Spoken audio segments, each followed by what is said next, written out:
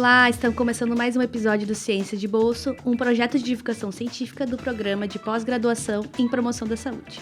Eu me chamo Letiane, doutoranda do PPGPS, e hoje vamos receber aqui o Thiago Ehringer, que é mestre e doutorando em promoção da saúde, tem como projeto de pesquisa atividade antimicrobiana em raízes de cannabis sativa. Oi, Thiago, tudo bem? Seja bem-vindo. Olá, bom dia, tudo bom? Obrigado pelo convite. Thiago, então vamos começar, né? Eu sei que tu é biomédico, de formação. Isso. E eu queria que tu contasse um pouquinho pra gente, então, da tua trajetória acadêmica até o doutorado, pra gente entender um pouquinho da tua história na carreira científica. Eu me formei em Cruz Alta como biomédico. Fiz toda a minha graduação trabalhando num laboratório de plantas medicinais e toxicologia, né? Fazendo extração, fazendo extração de óleos e extratos, né, de plantas medicinais. A gente tinha um projeto guarda-chuva, que é um projeto maior, com uma clínica de hemodiálise, onde a gente fazia testes para diminuição do efeito oxidante, né, que a hemodiálise causa nesses pacientes. Então, a gente tinha um projeto bem grande, onde a gente usou diversas plantas do conhecimento tradicional, como calêndula, cavalinha, essas plantas que o pessoal usa empiricamente em casa, vamos dizer assim.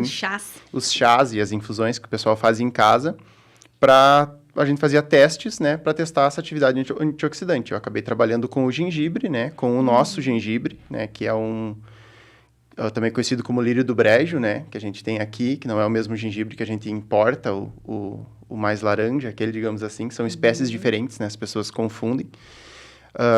O meu TCC foi em cima disso, e o meu mestrado, depois eu acabei vindo fazer o mestrado aqui na Unisc, na Promoção da Saúde, e entrei num projeto onde a gente trabalhou com uma erva de passarinho, né, o Tripodanthus acutifolis, que é uma erva de passarinho bem comum, ela é endêmica aqui do sul, da América do Sul, nossa Argentina, Uruguai e sul do Chile.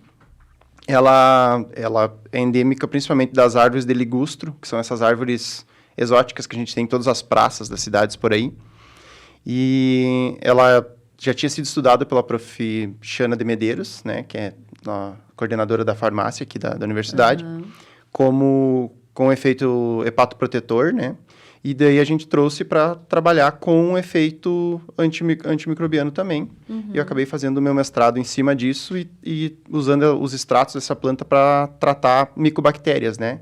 Que dentre as doenças causadas pelas micobactérias tem a tuberculose, né? Que é a mais famosa, talvez. E a gente trabalhou com outras micobactérias que causam doença de pele, como o Mycobacterium marino, que ele causa problema em pessoas causa lesões em pessoas que trabalham com peixe de água salgada, né? E o abscessos, que é uma das micobactérias mais difíceis de tratar, que também causa problemas, infecções oportunistas na pele. Então, a erva de passarinho foi o teu mestrado. O teu mestrado, né? Isso. O objeto principal do teu mestrado. E daí tu falou que vocês faziam esses extratos, né? Como funciona, assim? Eram pomadas? Eu que sou bem leiga, assim, eu queria que tu explicasse como é que isso sai da bancada e vai para usar para tratamento e tal. Digamos que a gente faz a parte mais romântica, né? A gente pega a planta, né, e faz um extrato bruto dele. Daí tu pode usar diversos solventes, depende. O bom é pegar a planta e fazer diversas extrações. Quimicamente falando, tu pega um solvente bem polar, como a água, né? E vai fazendo para solventes mais apolares, que retiram mais gordura, digamos assim. Daí tu vai fazendo uma escalinha ali, água, álcool etílico, metanol, diclorometano, né? Até o hexano, assim, é os que a gente usa. Quando a gente vai testar efeito antimicrobiano, a gente faz vários extratos e testa em placa. A gente testa isso em bancada. Né? Faz a cultura bacteriana, pega esse extrato, dilui ele, né? Porque ele muito forte, ele vai acabar matando de qualquer jeito a bactéria, porque a planta tem defesas naturais. Mas a gente tem que trazer, ele tem que ser útil numa diluição bem baixa para a gente poder ter algum composto ali que vale a pena estudar. Aí depois que tu tiver um efeito em bancada satisfatório, tu segue adiante daí. Tu faz fracionamentos, tu tenta purificar aquele extrato para chegar num composto ativo, né? Sim. E daí é um processo mais longo no caso. Daí depois ele pode sim vir a virar uma pomada ou um próprio medicamento um próprio comprimido, né? Um próprio medicamento de uso antibiótico, no caso. Não tem nenhuma planta, nenhum antibiótico isolado diretamente de plantas. Mas dos vários antibióticos que a gente tem no mercado, 23 deles são semi-sintetizados através de plantas. Foram compostos que tiveram um efeito e depois eles foram melhorados em laboratório para virar antibióticos. E esses que não são, né? Que não vêm de plantas, vêm de produtos animais? De fungos, normalmente. De fungos. Fungos tanto a penicilina é o mais famoso, né? Do penicillium. Mas os fungos, eles são uma saída bem interessante também para a descoberta de novos antibióticos. Legal. Então tu me contou assim que esses são os primeiros passos para desenvolver o medicamento que vai chegar na comunidade lá na frente, né? Tu terminou o teu mestrado agora, no final do ano, e agora tu entra no doutorado para trabalhar, então, com a raiz de cannabis, assim. Me conta como é que surgiu essa ideia, assim, da onde, né? A gente, estamos aí discutindo a legalização, né? E o uso terapêutico da cannabis, né? Eu queria saber, assim, de ti, da onde que veio essa ideia de vocês de trabalhar com a raiz? Foi um ótimo acaso, vamos dizer assim. A gente produziu ano passado, a gente acabou promovendo, na verdade, um evento de plantas medicinais aqui na Unisc, né? Que em parceria com a Emater, daí a gente faz um encontro sul-brasileiro de plantas medicinais. A gente traz pessoas que trabalham com isso ou que trabalham com agricultura familiar, né, para discutir sobre plantas medicinais, para discutir formas do cultivo à extração, né, toda a cadeia.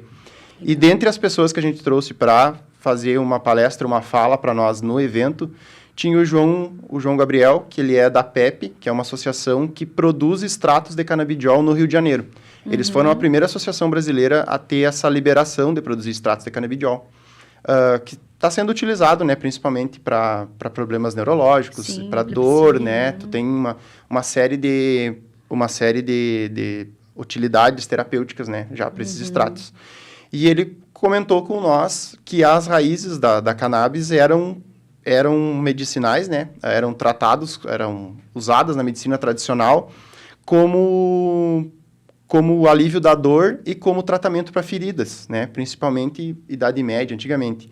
A cannabis, ela é do Oriente Médio, né? Ela foi rastreada até o Oriente Médio, então acredita-se que ela começou naquela região, mas hoje ela é endêmica do mundo todo, né?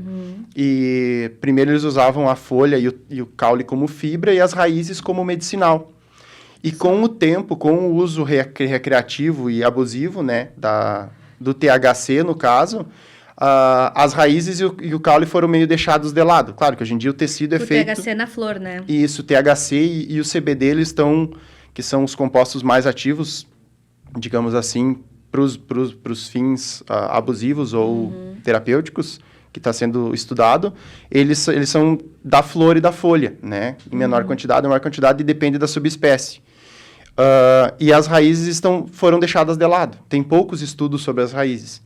E ele trouxe essa ideia ele viu a estrutura que a gente tem aqui de farmacognosia, para a gente conseguir fazer os extratos e tudo mais. E ele disse que ele tinha as amostras, que eles faziam compostagem das raízes, tipo, virava adubo as próprias raízes. E daí ele disse que ele teria, né, essas raízes para mandar para a gente poder estudar. E a gente já está dando encaminhamento nesse projeto, então. A gente fez uma revisão da literatura. A gente viu que realmente ela possui diversos metabólitos secundários, alcaloides e outros metabólitos que podem vir a ser possíveis novos antimicrobianos, né? Então, a gente está fazendo esse trabalho, fazendo as extrações, e a gente vai juntar com outro projeto que a gente já tinha aqui na universidade, que são as biomembranas, onde a gente pega a quitosana ou pectina, né? A gente vai fazer diversas biomembranas de diversas biomoléculas diferentes. Pode explicar um pouquinho o que são essas biomembranas? Biomembranas, elas são... A quitosana, ela é um pó retirado da casca dos crustáceos, né? Ela é como se fosse...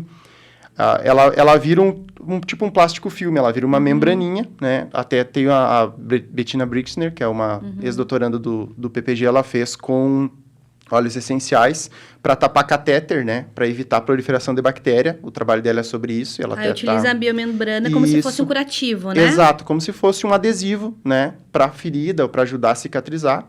E a gente vai tentar diluir esse extrato, né?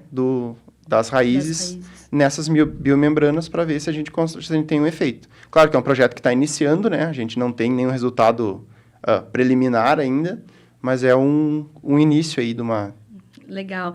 Aí eu ia te perguntar, né? Esse faz parte dos teus objetivos já da tua tese, né? Uma é conseguir extrair, então, essas atividades antimicrobianas.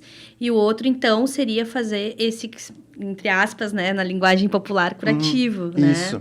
Tu tem mais algum objetivo que vocês vão incluir? Alguma outra tipo de pesquisa que vocês vão adicionar? Não, a princípio a gente vai fazer isso. A gente vai, pensou em fazer as biomembranas e testar a atividade antimicrobiana, porque a gente vai testar fungos, bactérias gram-negativas e gram-positivas e micobactériums também, né? Porque a gente vai pegar... o Ministério da Saúde faz os report, né? Com as bactérias que têm que ser estudadas por resistência, né? Então, a gente vai fazer um screening, na verdade, né? A gente vai pegar várias bactérias e pegar esses extratos e fazer um screening para... Vão testar as raízes em todas as bactérias que são as que mais potencial aí de dar nos problemas no futuro. Daí na lista ali, Escherichia coli, Staphylococcus aureus, Cyanobacter baumannii, as bactérias que já estão ficando cada vez mais resistentes aos antibióticos que a gente tem disponíveis aí na farmácia, vamos dizer assim, né? E qual que é a fase que está hoje o teu estudo, assim, tá? Eu já estou na extração, estou fazendo os extratos, né? Já estou terminando a parte da extração, que é, primeiro tu extrai ela, estou extraindo ela por aquecimento, né? Daí a gente evapora o solvente, liofiliza, que é um processo de secagem, assim, que tu congela e vai para uma máquina e ele resseca.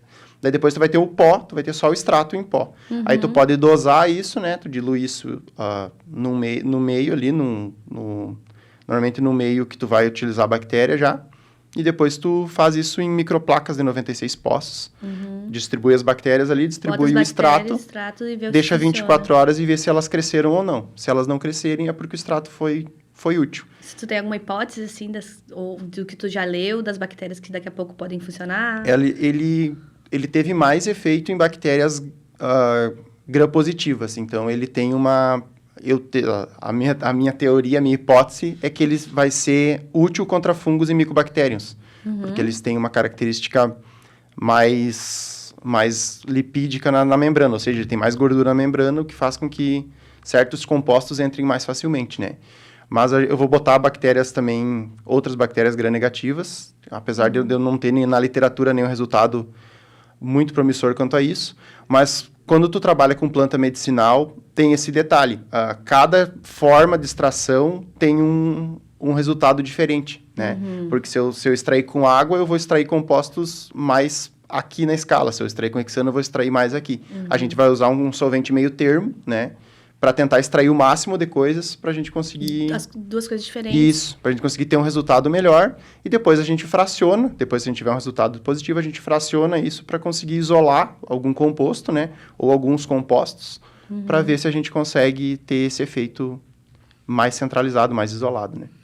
Eu vou te fazer uma pergunta que eu não sei assim, se você vai saber me responder, mas se não souber, tu pode falar, né? Primeiro que eu ia te perguntar, quanto tempo demora para uma pesquisa dessa sair da bancada e daqui a pouco chegar na farmácia, assim, quanto tempo vocês costumam trabalhar? E a segunda coisa é sobre a questão da utilização da cannabis no Brasil, né? Se vocês têm perspectiva de se está podendo vender esses produtos nas farmácias, se o governo, a Anvisa libera, o que vocês têm, assim, de conhecimento sobre isso? O tempo da pesquisa, ele é bem extenso, na verdade, porque, como eu te falei, eu faço a primeira parte ali, né? Depois tu vai ter que ter esse isolado. Normalmente, quando vai para uma segunda parte, onde envolve muito mais engenharia química, né? Onde tu vai ter que transformar esse composto, né? É que nem, sei lá, o ópio vira ou a heroína ou a morfina. Eles são só transformados quimicamente. Um tem um efeito analgésico e o outro é uma droga de abuso. Eu posso descobrir um composto nesses meus extratos e ele pode ser melhorado, né? Ele pode ser semi-sintetizado em laboratório. Então, tu tem essa outra parte do estudo secundário, né? Para ver se tu consegue melhorar a qualidade dele ou se ele já está bom assim. E depois tu tem o estudo de caso controle, né, que tu vai ter que ter o acompanhamento de diversos pacientes, teste né? em humanos, né? Que é bem complicado. O teste em humanos, daí seria... Antes disso, tu vai ter também um teste de toxicidade, né? Tu vai ter que fazer Então, são várias etapas, assim. Eu não sei te precisar o tempo, mas leva um tempo interessante para te sair da planta medicinal ao medicamento final, né? Isso é um tempo... É um gap bem grande. A inteligência artificial está diminuindo isso agora. Tem muitos estudos que já estão utilizando...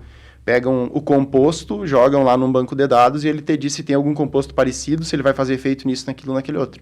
Ainda não é uma realidade para todos os lugares de pesquisa, né? Mas tu pode encaminhar isso para algum lugar assim. E quanto à legalização, no caso, as raízes não têm THC nem CBD, né? Não tem quantidade significativa. THC ela não tem. E CBD, ela tem algum composto parecido, mas não em quantidades irrisórias. Então, tipo, não seria um impeditivo fazer um composto baseado nisso. Sim. Até porque seria um composto retirado da planta. Tu não usaria a planta, entende? Então, tipo, a planta poderia ser a matéria-prima para te retirar esse composto, ou tu, quem sabe, semi-sintetiza, descobre o composto aqui e semi-sintetiza em laboratório depois.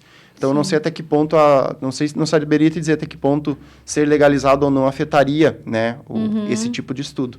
Sim, eu fico pensando mais pela questão de conseguir as raízes, né? Que a gente sabe que são poucos os lugares que podem fazer a produção, né, desses laboratórios. Que teria que ter uma legalização nesse sentido de poder produzir as plantas. A gente pega que eu te falei, a gente pega de uma associação que tem essa liberação. Que já tem, né? E daí a raiz, ele não tem muito trâmite de mandar as amostras, assim, por não ter esses compostos, né, que podem ser usados como droga de abuso. Então, elas são mais tranquilos a gente lidar, vamos dizer assim. Então tá, Thiago, muito legal. Queria te agradecer primeiramente por estar aqui com a gente de novo, né? E te deixar um tempinho aí para te fazer tuas considerações finais, trazer alguma coisa que tu lembrou, queria falar e também teus agradecimentos. Não, só tenho a agradecer, obrigado pelo convite, né? É uma iniciativa muito interessante a gente poder trazer a pesquisa da gente, né? A gente trabalha tanto fechadinho na nossa bolha, né? No nosso laboratório lá com os nossos orientadores. É interessante trazer essa perspectiva, eu já vi as entrevistas dos outros colegas, conhecer melhor os projetos, né, o porquê que eles querem fazer aquilo, qual é a finalidade. Só tenho a agradecer, muito obrigado pela oportunidade e estamos disponíveis. Hoje, teus orientadores são, então, a professora Lia. Professora Lia Gonçalves Possuelho e a professora Xana de Medeiros. E a gente tem parceria com outras universidades também, até para fazer esses testes.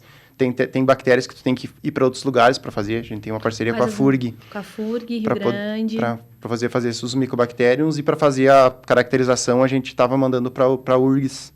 Porque eles têm os cromatógrafos de massa lá que identificam compostos dentro do extrato, né? Que é uma miscelânea, uma sopa de coisas ali. Que se tu não tiver padrões, tu tem que mandar para algum lugar que faça as cegas. Entendi. Acho bem legal essa articulação da rede, né? Para que vocês consigam explorar o máximo possível das pesquisas, né? Sim. E tu termina quando? Eu comecei esse ano. A minha bolsa é uma bolsa de 3 anos. Então, eu defendo em fevereiro de 26, a princípio. Então, né? Eu tenho mais 2 anos de execução aí. 1 ano de execução e 1 ano para fazer a parte escrita. Já está convidado para voltar aqui e trazer outros resultados para a gente. Com certeza, venho sim.